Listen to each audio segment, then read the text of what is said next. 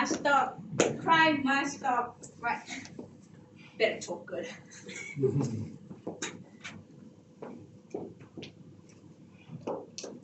Imagine playing a soccer match where everyone is running in different directions. No one knows their position, and the opposing team is scoring goal after goal. That's a lot like how South Africa's health system looked like before 2014. Reactive, hospital focused, and struggling to prevent illness before it hit people. Communities like Tshwane, marked by violence, unemployment, and poor access to care, were left to carry the heaviest burdens. So the government asked, how do we change the game?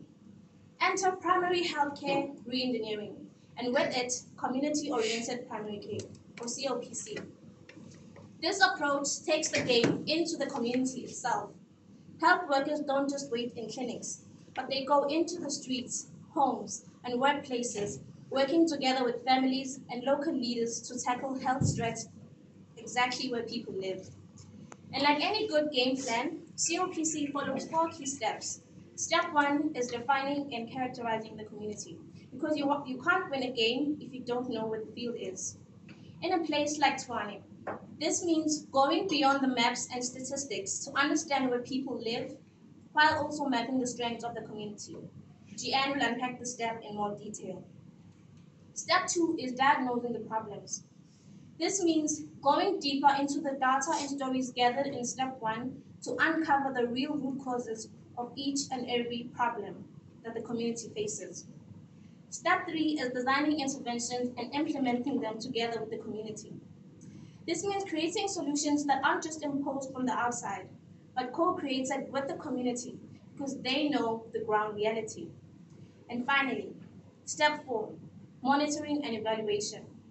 We can't know if we're changing the game unless we measure progress, reflect on what's working, and adapt as we go. COPC is not just a health program, it's a team effort. Each step builds onto the next.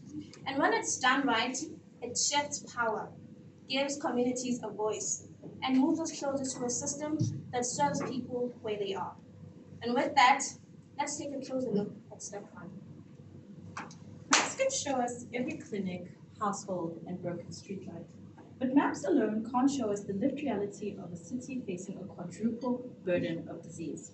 The University of Pretoria's case study tackles this through COPC's step 1 of defining the community. Geographically, Tshwane spans formal neighborhoods like Hatfield and informal settlements like Mamelodi. Its young, largely black African population is shaped by rural and cross-border migration. Households are often extended or female-headed, facing unemployment, crime, and substance abuse, but supported by churches and stokvels. Many survive on grants, informal trading, and low-wage jobs amid inequality. Multilingual and culturally diverse, traditional healing coexists with biomedical care.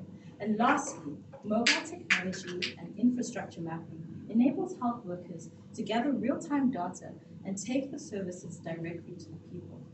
But what happens when we take that blueprint and zoom in? Let's travel about 15 kilometers east of Pretoria to Eastrus, a place that shows us what defining a community truly means. Eastrus is a story written into the soil of forced removal, born from the pain of Apartheid's Group Areas Act, when families were uprooted from Marabastad and made to build a new life on the outskirts. It is a community that carries a complex identity with immense pride, a uniquely blended pot of biryani, as one resident described it. But it's also a community that speaks of a profound sense of being in between, historically marginalized and often overlooked in the present. Beyond being a ward, Eastrus is defined by extremes, from strong cultural traditions and faith-based organizations to high crime rates and substance abuse. In this community, unemployment haunts the youth.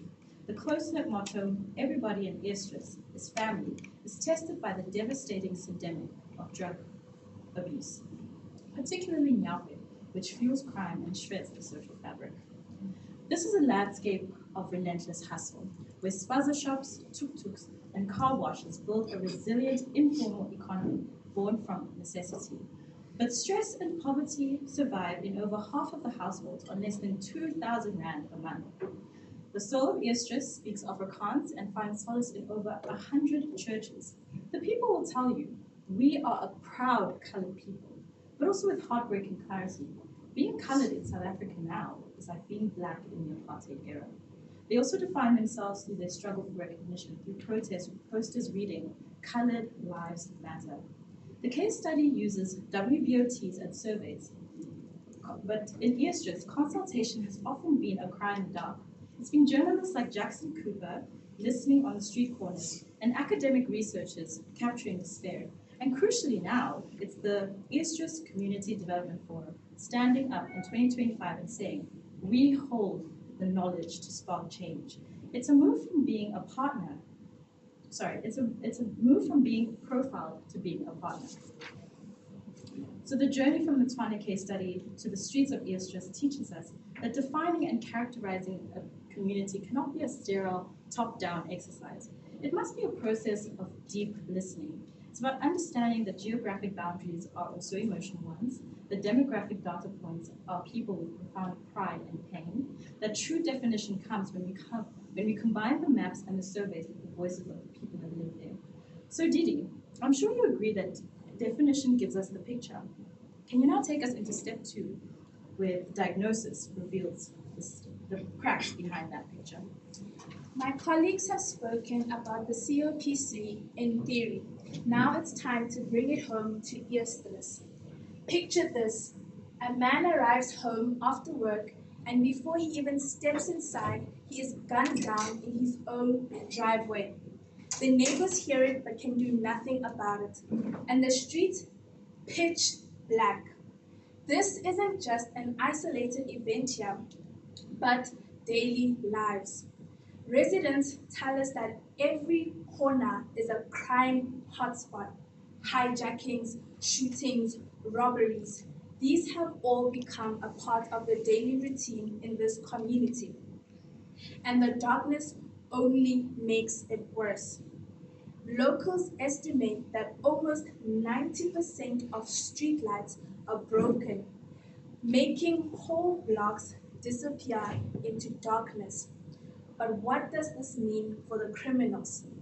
This means that the criminals thrive because if nobody can see the crime, you can't get caught, while families live in fear.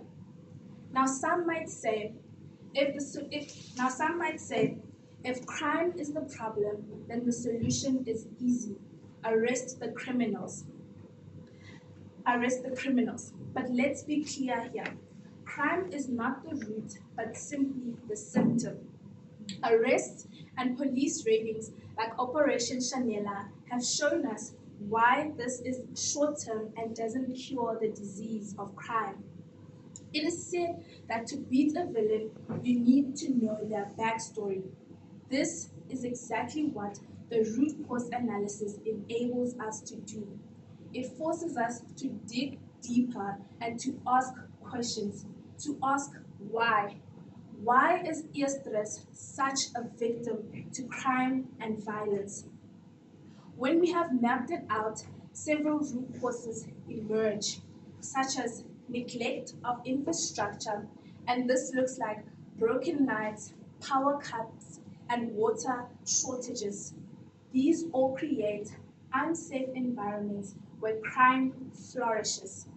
Secondly, we have frustration and mistrust. When residents petition, protest, and march, but their demands are unmet and their promises fall flat, this creates frustration and mistrust in the police. And lastly, we have socioeconomic conditions such as high unemployment and limited opportunities for the youth leave young people vulnerable to gangs and syndicates.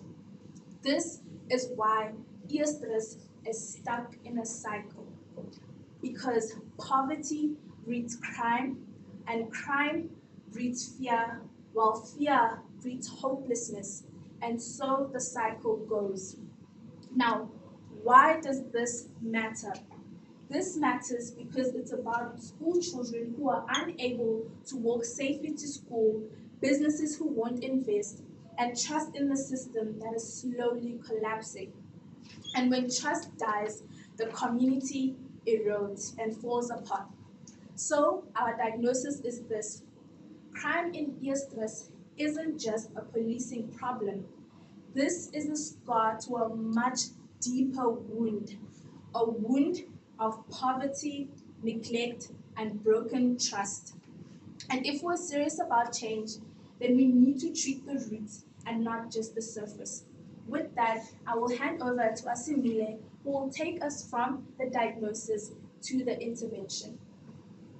When we speak about violence in Easteris, we see the symptoms, the gangs, the assaults, and the robberies, but the root cause often lies in the hopelessness and broken sense of community. Today, we propose a strategic, sustainable intervention born from the COPC process, the Easteris Youth Peer Mentor Program, an initiative that tackles both the social and environmental health together. This is not a theoretical idea.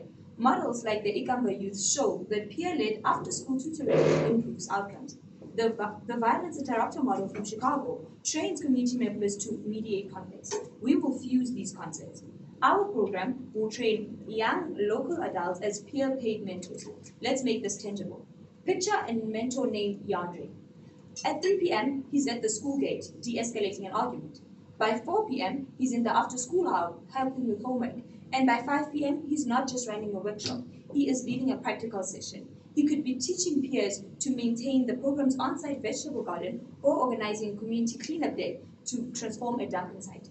This teaches environmental stewardship, creates visible change, and builds immense pride.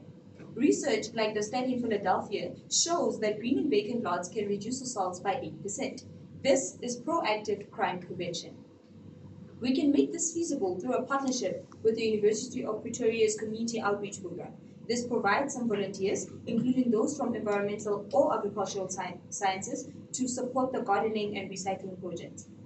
Phase 1 recruits and trains 10 local peer mentors, while Phase 2 launches the hub and its environmental projects. This partnership builds capacity from within. This holistic approach creates a powerful ripple effect. By engaging the youth in beautifying their own environment, we foster a sense of ownership that directly counters neglect and violence. By integrating lessons on respect and consent into these activities, we prevent crime at its roots. This directly addresses the community diagnosis from COPC Step 2. As the study by BAM in 2013 outlined, the Itswane COPC model succeeds when interventions are embedded in the community. This program makes residents the agents of their own health and safety, both socially and environmentally. This is more than an after-school program. It is a strategic investment into the complete health of Easteris. It is low cost, high impact, and owned by its people. It treats root causes and not just symptoms. How do we make sure that our intervention is doing as it should be? Well, that's for monitoring and evaluation, which I will leave to Megan. No intervention is complete without continuous monitoring and evaluation. Our quest for social and economic transformation only begins at implementation. From then on, we want to be in communication with the community to see what's working in our program and what we can improve. And we're going to do this in a few different ways. Firstly, we're going to assess statistics to see whether the implementation of our program marks a decrease in cases of violence and new youth members in gangs. As time goes on, we can expand this to see whether youth in our program are doing things like graduating matric, finding employment, and even seeking tertiary education. We can then compile this information and use it in discussion with the community to see whether the reported reality matches the lived reality. Secondly, we're going to do qualitative interviews with 4 key groups within the population. Firstly, with our mentors themselves. They're the people on the ground who can see the direct impact of their own work. They're within our program and they can tell us what can be improved and how they think we can do better. Secondly, the youth in the program, they're within what we're actually doing and they are the ones that we're most wanting to impact. So we want to see what they think we're doing well. We want to see whether their goals for the future are changing, whether their views on things like violence and gangs are changing. We want their impact. Thirdly, families of the youth where home situations allow it. No one knows you better than your family, right? Well, we want to see whether the people closest to our youth are seeing a difference in them and in their communities from our program. And finally, broader members of the community who will be referred to by people we've had conversation with before. We want to see whether the community at large can actually see a difference from what we're doing with the youth. Now we picked these 4 different groups because firstly, they're the most easy to contact. We can actually have those discussions with them and they won't be difficult to find. Next, because they're the most impacted by violence and by our program. They can give us the most valuable input. And finally, they're more likely to be interested over a longer period of time. So we can actually continue these discussions for longer. Now, in terms of time period, we're going to have a probationary period of 1 year after the end of phase 1 and the beginning of phase 2. So phase 1 being training our mentors and phase 2 being beginning our program. And this is just to see whether the setup that we've decided on is actually likely to produce the intended results. From then on, we're going to have continuous monitoring from our mentors to see whether we're achieving our goals and whether we're doing that in a sustainable, cost-effective way. And we're going to have yearly evaluations with our qualitative interviews and our statistics to see what we can improve. Now, change begins when our health service and our community works together to fight the root causes of violence and injury. Just like a soccer team, with every member playing their part, we have to go on the offensive and take this fight to where it all begins. When we understand our community and when we understand the root causes of dysfunction, we can work together to make a change for the better. And that is the whole purpose of community-oriented primary care. Thank you.